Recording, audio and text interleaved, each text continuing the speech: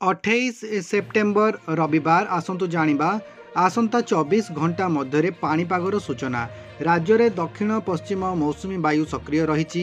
राज्यर किछि जिला गुड़िकरे हालुकारू मध्यम धरणर वर्षा और बिजुली घड़घड़ी हेबार संभावना रही। चैनल टी को सब्सक्राइब करी बेल बटन को ऑन कर दियंतु एवं ता सहित एई वीडियो को गोटिए लाइक कर दियंतु।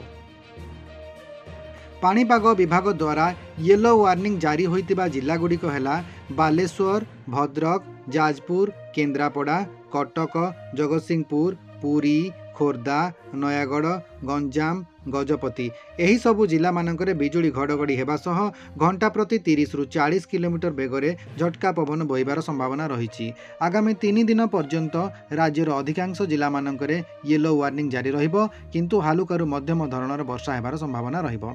सतर्कता ओडिशा तट एवं नॉर्थ सेंट्रल बंगोपसागर तटर मत्स्यजीवी मानकु 1 अक्टोबर रे समुद्र मध्यकु न जिबा पई पाणीपाग विभाग द्वारा सतर्कता जारी करा जायछि।